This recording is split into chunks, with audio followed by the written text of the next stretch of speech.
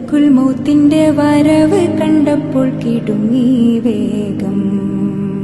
പതിയെ പിടിക്കൻ റസൂലെന്ന നാദം മനസ്സിൽ പറഞ്ഞ് മലരമുത്തിനെ നോക്കിയ നേരം ഉലയാത്ത ഉമറും ഉടയുന്ന കണ്ടു.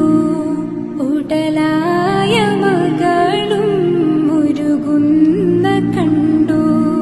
മെത്തയും കട്ടിലുമില്ലാത്തൊരു രാജാവിൻ വീടാ. മൊത്തത്തിൽ പൊട്ടിയ